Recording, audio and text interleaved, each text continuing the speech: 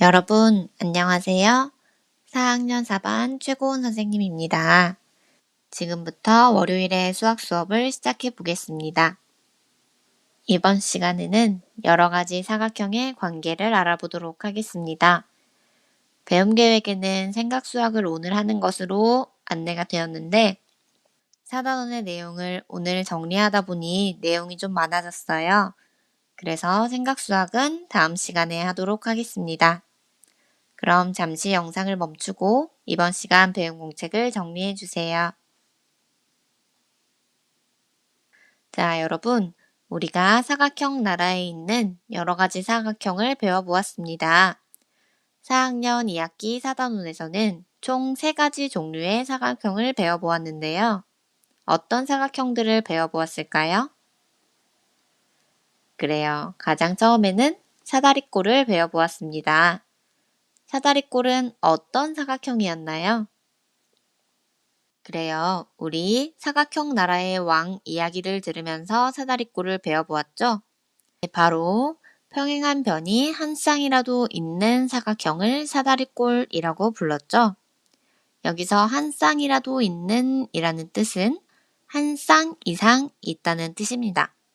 그래서 평행한 변이 두 쌍 있어도 사다리꼴이라고 할 수 있다는 것을 알아보았죠. 사다리꼴의 특징은 윗각과 아랫각의 합이 180도라는 특징이 있었습니다. 윗각과 아랫각을 합쳤을 때 180도가 된다는 뜻이에요. 우리가 두 번째로 배운 사각형은 무엇이었을까요? 두 번째로 배운 사각형은 평행사변형이었습니다. 평행사변형은 어떤 사각형이었나요? 그래요. 평행사변형은 마주보는 두 쌍의 변이 서로 평행한 사각형이었습니다. 그림에 나와 있는 것처럼 마주보는 이 한 쌍의 변도 평행하고 동시에 이 마주보는 한 쌍도 평행한 두 쌍이 모두 평행한 사각형이 평행사변형이었습니다. 평행사변형의 특징은 첫째, 마주보는 변의 길이가 같습니다. 둘째, 마주보는 각의 크기가 같습니다. 이 각과 마주보는 각인 이 각은 크기가 같습니다. 똑같이 이 각과 마주보는 각인 이 각의 크기는 서로 같습니다. 셋째, 이웃한 두 각의 크기의 합은 180도입니다. 이 각과 이웃한 이 각을 더했을 때 180도가 된다라는 뜻입니다. 세 번째로 배운 사각형은 마름모였습니다. 마름모는 어떤 사각형이었을까요? 그래요. 마름모는 네 변의 길이가 모두 같은 사각형이었습니다. 이 마름모는 특징이 굉장히 많이 있었죠? 첫째, 마주보는 두 각의 크기가 같습니다. 이 각과 이 각의 크기가 같고 이 각과 이 각의 크기가 같습니다. 둘째, 이웃한 두 각의 크기의 합은 180도입니다. 이 각과 이웃한 이 각을 합하면 180도가 됩니다. 셋째, 마주보는 꼭지점끼리 이은 선부는 서로 수직으로 만나고 이등분합니다. 여러분이 교과서에 그려보았던 것 기억하고 있나요? 이 선분과 이 선분은 서로 수직으로 만나고 이등분을 하기 때문에 이 변의 길이와 이 변의 길이는 같습니다. 그리고 이 변의 길이와 이 변의 길이도 같습니다. 그렇다면 여러분이 3학년 때 배웠던 사각형의 종류도 모두 한번 복습해 볼까요? 4학년 때는 사각형 3가지를 배웠다면 3학년 때는 사각형 2가지를 배웠습니다. 이것을 우리가 수직, 평행, 그리고 변의 길이에 따라서 분류를 해보도록 하겠습니다. 첫째로 수직에 따라서 사각형을 분류해 보겠습니다. 사각형의 네 각이 모두 직각인 사각형은 무엇이었을까요? 그래요.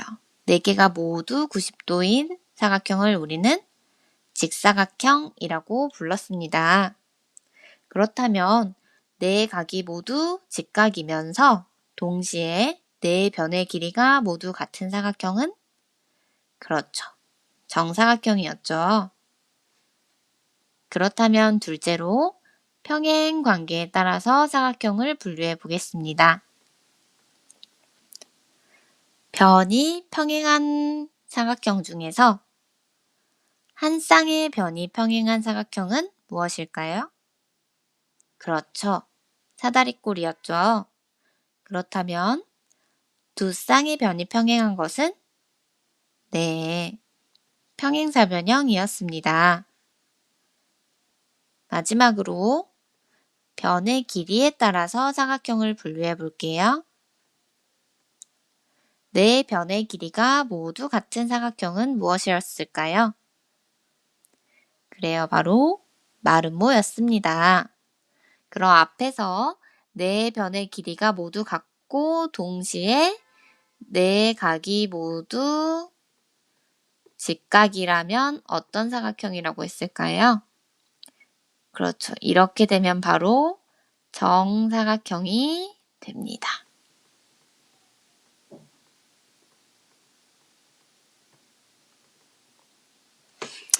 자, 그렇다면 우리 삼각형 단원을 잠깐 떠올려 볼까요?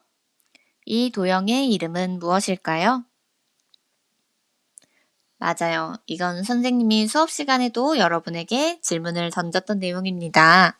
이 도형은 두 변의 길이가 같기 때문에 이등변 삼각형인 동시에 세 각이 모두 예각이기 때문에 예각삼각형이기도 하다고 했습니다.